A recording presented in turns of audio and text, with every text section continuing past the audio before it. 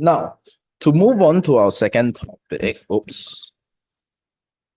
the second topic that we are looking at today is, oh boy, this is a doozy, right? This is just Christ, it's just many things, many things. Now, what are we looking at here? So, recently, in the past week, there has been this huge uproar in UK, right? Over the post office IT scandal, as you can see right here, right? Or just colloquially known as the post office scandal in the UK itself. So what is it about? Essentially, for the past about 2 decades or even more than that, since the early noughties, basically, so early 2000s and 2010s, there has been a slew of arrests that has been happening, or rather had been happening. And these arrests were essentially people who worked at the post office, right? So all your sub postmasters, they called them, people who worked in the offices of all these post offices. Uh, yeah. So why is it that there were so many people that were convicted? I believe the number was, last I heard, this was from, I think, Reuters, this source. It was over 900 people who were convicted. Yeah, so it had been occurring over 2 decades because apparently the software in their IT office, in the post offices, on their computer systems, had been logging drops in, I guess, the or rather accounting errors, right? In short, there were shortfalls where money should be. And long story short, as the post office was, and of course, whatever relevant and proper authorities, when they investigated this, they deemed it, or rather, they saw it as a huge conspiracy whereby hundreds of, okay, I shouldn't say a huge conspiracy, but just a huge case whereby hundreds of sub postmasters were defrauding the system. They were essentially drawing a lot of money from their own accounts, or rather from the accounts of the post office, and putting it into their own accounts, essentially just stealing money from the post office itself. Now, this system was called the Horizon system, and it was designed by Fujitsu. And as a result of all these, I guess, investigations that took place, over 900 plus people were wrongly convicted. Now, why is it that, to be clear, right? To be clear, for the past 2 decades, many people have already raised many questions on the validity of all these claims, because, okay, if you are talking about one or two persons doing that, then yes, if there's enough evidence to suggest beyond a reasonable doubt that they may be culpable, then certainly, that might be the case. But when it became a case of over 900 people, and they are all claiming they didn't do it, and indeed many of them didn't. In fact, I would say most, if not all of them, didn't. But the investigations are still ongoing. The story is still unfolding. Then it becomes a pattern, right? The only trouble is the investigators saw it as a pattern of large swathes of people stealing from the post office when they didn't, or at least according to many of the coverage surrounding the story right now, when it should be a case of them looking into why is it that so many people are claiming innocence, right? And why is it that there's such a huge huge pattern of this happening. So many people have already been questioning the validity of all these convictions, then you might wonder why is it that this thing that started in the early noughties or even the late 90s, right? Why is it only receiving so much attention now? Okay, that's because of the release of this TV show. I can't remember the name. Mr. Something versus the Post, Mr. Bates versus the Post Office. It was released on, I believe, ITV, right? And it came out like last week. And it stars Toby Jones. Okay, for those of y'all wondering who he is, for Singaporean viewers especially, he's the actor for the scientist in the MCU that works for Hydra. All right. And yeah, he stars as the main character, Mr. Bates, who in real life, right, this is based on a real story. He has been fighting in this particular case for over 2 decades now. So only after the release of this TV show and the dramatization of all the events that occurred there, then this issue resurfaced again, and there were so many cries for justice, because indeed this is a case of a miscarriage of justice, and calls for the government to look into all these issues of all the hearings, and the community subcommittee or community hearings are still currently happening now. Oh boy. Okay. It would be morbidly funny, right? Because this is really a massive, massive, massive case of utter incompetence on the part of investigators and the authorities that were in charge of the post office, as well as whichever ministers were in charge of the post office back then. So Ed Davey, right? It would be really funny if not for the fact that all these wrongful convictions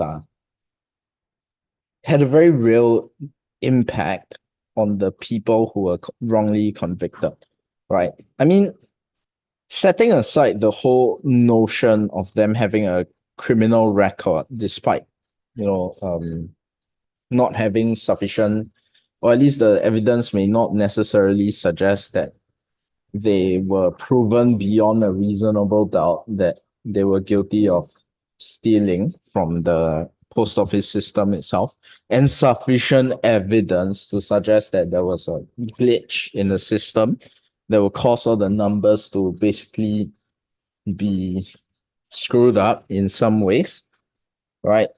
Setting aside the whole criminal record thing, the thing is that as a result of all these wrongful convictions, some people, many people, in fact, obviously they lost their jobs, but after they served their prison sentences, and yes, many of them went to prison, they couldn't find a job anymore, right? For many of them, their lives were torn apart by this, because of all the difficulties surrounding all these wrongful convictions. Okay, sorry about this, but if you hear knocking in the background, that's the next door neighbors doing some renovation work. So yeah, I don't know who's renting from the landlord on the next unit, but yeah, so bear with me. All right. Right. So what was I saying? Okay, so many of these people lost their jobs. Fine. Their lives and families were torn apart because of all the accompanying stress and trauma that came with all these wrongful convictions. So to the point whereby some people even went through like divorce and all that.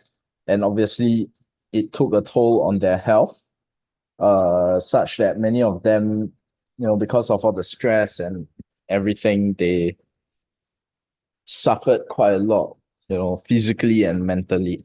And unfortunately, some of these victims are no longer around because they ended it early. So this whole case has essentially grabbed the attention of the British public for the past week. And I say British public, I guess mainly the English public. All right. And yeah, as you can see here, Fujitsu, they made a statement recently that they will compensate all these postal workers, right? All these sub postmasters, for what's that term? Reconstitution, I guess, or restitution, I think. Basically, payment to repair whatever damages that they have caused. Okay, so lots of ways to use this example in your general paper essays. The chief of which really is just the sheer incompetence of the post office itself, because apparently, when all these issues were brought up, right, the whoever that was in charge, right, one of them, recently having faced a massive backlash from the British public to give up her CBE. All right, so you might be wondering what a CBE is. All right, it's called, or at least it's an award that's awarded under the OBE, the Order of the British Empire, and all that. Right. So as you can see here, Commander of the Most Excellent Order of the British Empire. I mean, sure, right? Sure. To be clear though, Singapore has an equivalent. It's called the Public Service Award or something like that in Singapore. Yeah, National Day Awards. There we go. The Public Service Star. In the past, or actually, I'm not sure if it's still called. Oh wait, it still is. A Public Service Star Bar. So PBM, BBM, BBML, all these sort of things, right? All these titles. We do have it in Singapore as well, but the difference is that in the UK, this lady, Paula Venables, all right, she was given the CBE back then, but she was in charge when the post office scandal things were happening, and apparently there were just lapses in many of the investigations that were happening. And having faced this massive public backlash, she returned her CBE, her award. But nevertheless, the damage has been done. How is it that such a thing can even happen, when the authorities should have been checking all these things much more rigorously, right? That's the first perspective we can take.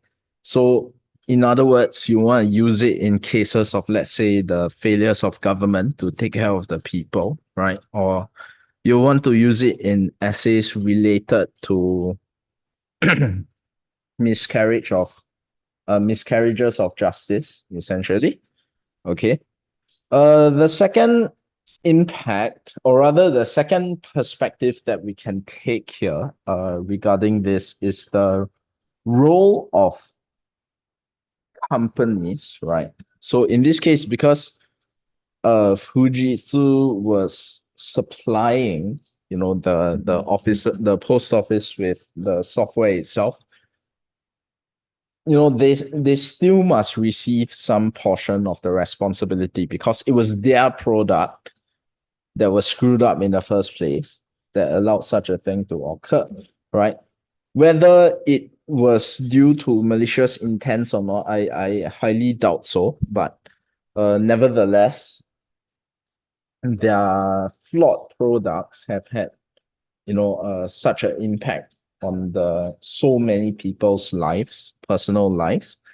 And in such cases, right, how then do you manage the situation and the PR surrounding all these things? Of course, we don't really have much to break down here besides all these sort of articles here stating like Fujitsu's official stance, because the hearings are still occurring, the investigation is still ongoing. Investigation behind like why is it that so many people were still wrongfully convicted.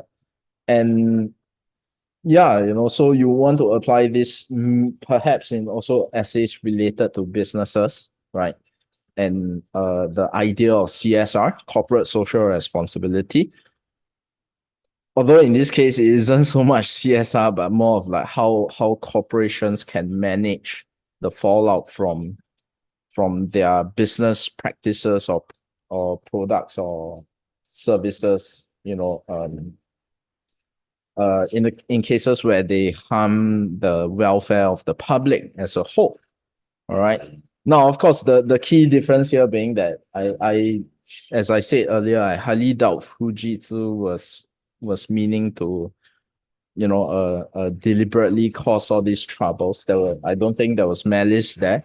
Unlike, some other more cynical cases of corporations doing crap like that. Yeah. That's the second way that you can use this example. Oh God, the contractors are doing drilling in the unit next door. Okay, so yeah, hopefully you can't really hear that. Although if you can, I apologize. We're just gonna continue on here. So the third perspective that we certainly need to take here, right, is the governmental sort of perspective. What then is the government going to do about this? Are they going to try and, because there were talks, right, by the British PM Rishi Sunak of essentially just trying to push through legislation in Parliament, a blanket sort of overturning of the convictions, right, that were of people who were wrongly convicted in this whole post office scandal for the past 22 decades or so. And certainly, how are they going to finance any sort of damages for reparations, so on and so forth? Are they going to get Fujitsu to do it? And apparently Fujitsu said they would. Who knows, right? The thing is that if you go and look up many of the news videos on this issue, many people, right, those who are wrongly convicted, they have come up with their own anecdotes saying that yes, my conviction was overturned, and to be clear, many, in fact, I would say most people's convictions have yet to be overturned. And they said, yes, my conviction was overturned, but the compensation money is just not coming in, right? Because considering how much damage was done to all these individuals and families who had to. Hi, yes. Okay. All right. Sorry about that. Sorry about that interruption. Let's yeah, So considering the impact of the damages that were done on the lives of all these people, like how do you even begin to quantify that, right? You can say, yeah, each family member gets, or rather each person who was wrongly convicted, yeah, you get a few million quid, or sorry, a few million pounds, out of that. But really, what good does that do? How do you even begin to replace the years of hurt, the years of trauma, the losses that they have already experienced. And of course, for the families of those who are no longer around, how on earth are you going to replace that, right? How on earth are you going to compensate for that? So there's just this whole situation is just an immense. I don't really want to, you know what? Let's just go for it. This is just an immense shit storm, lah, essentially.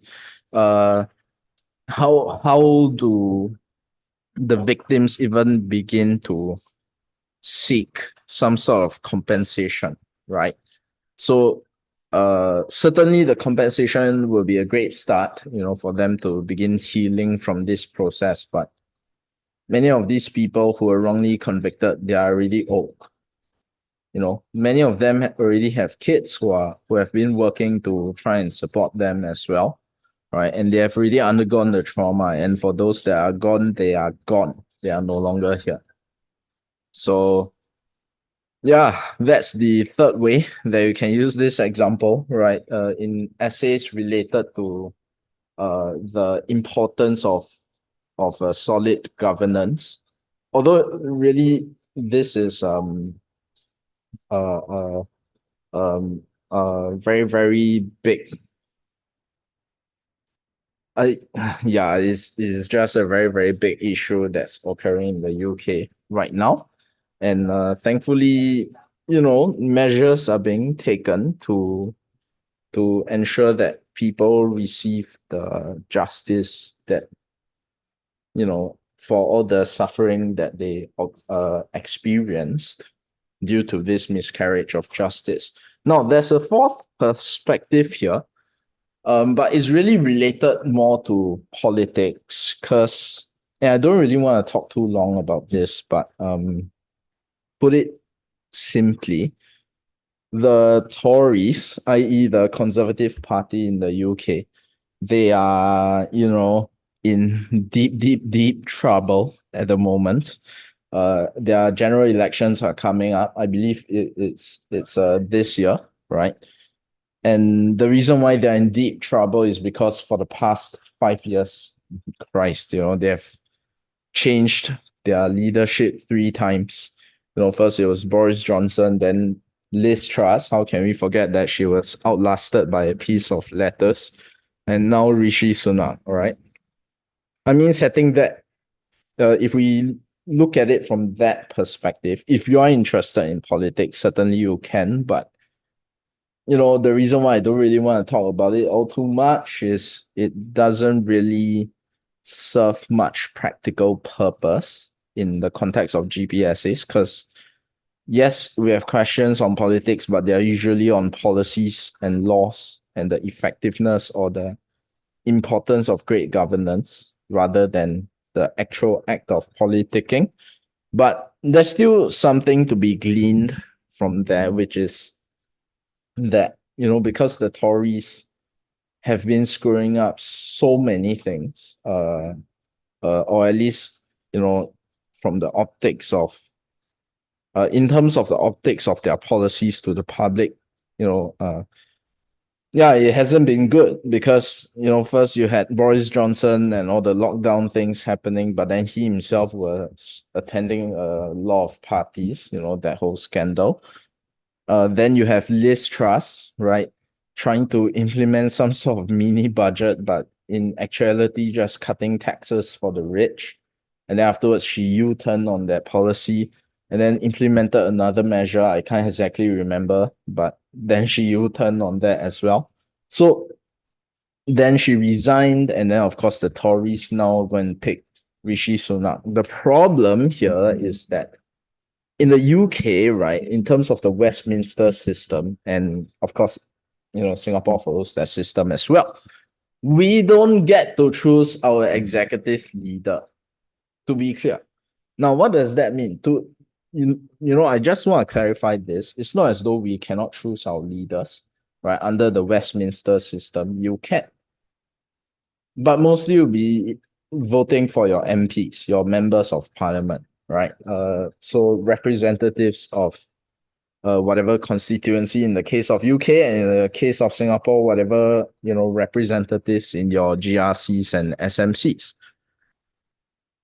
The thing is that the majority party that wins the elections would choose their leader.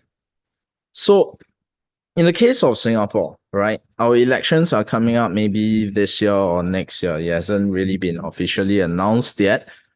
Assuming that PAP wins, which I would say they will, but by what margin, that's where the real conversation can start. But I'm not really going to talk about that.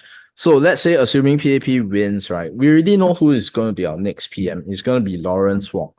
But it's not as though the people get to choose who our PM would be, right? It's not like the US system where the public votes for their representatives in the legislature, i.e., your senators and your House of Representative members, and they also vote for their president, i.e., the leader of the executive branch. In UK, the people don't get to choose the leader of the executive branch itself as well. They can either vote for the Conservative Party or the Labour Party, right? And the thing is that because of all the screw-ups that have been happening in the UK for the past 5 years or so, they have by they I mean the Tories, the Conservative Party, they have picked Boris Johnson to be their PM. Then they picked Liz Truss, and then they picked Rishi Sunak, who, if you go and read the news, many of his policies are just not going down all that well. And not as bad as Liz Truss nor Boris Johnson, but still quite bad, apparently. Yeah, so the confidence of the public, right, has essentially been shaken. And now you have this thing that's happening on a year where the general elections are meant to take place in the UK. And, if there is one practical thing here, right, that we can take away to use in our general paper essays, is the notion of voting itself. So the thing is that you may come across questions related to the importance of leaders and or should we vote for populist leaders, right? And of course, if you follow our Telegram channel, you'll see that we have posted an essay outline regarding that topic itself. So things related to populism, things related to leaders should rule by fear or whatever. Yeah, you may potentially use this case study to point out how, of course, depending on what occurs later on in the year with regards to the GE in Britain itself, you may use this example to demonstrate the importance of competent leadership. All right. It's just like how in the case of Singapore, obviously we don't really want to speculate because the results of the investigations have yet to be published, but you can look towards the optics of, let's say, the Minister Iswaran, right? Or the optics of whatever that went down between the ex Speaker of Parliament and I can't even remember her name, Cheng Li Hui, the MP of PAP, both of whom are no longer in office, right? And of course, the affair that came to light between Leon Pereira and Nicole Seah. So yeah, that's the fourth perspective here. So the first being actual governance itself, the sheer incompetence underpinning this whole fiasco that would lead to this issue that's happening in the UK right now. The second one is the businesses, right, and their role, or in this specific case, Fujitsu and their specific role.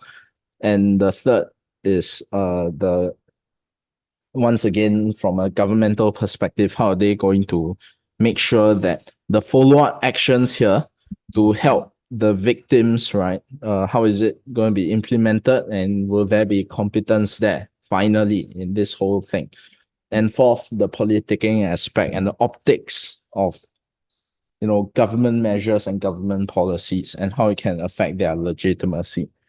So yeah, that's the issue for or that's the breakdown for this particular post office scandal. The whole investigation now, which somehow is only being done after 2 decades, is still ongoing. It is still unfolding. So I would urge, any viewer that sees this to, continue following the story. It is fascinating in a very morbid way as well. So yeah,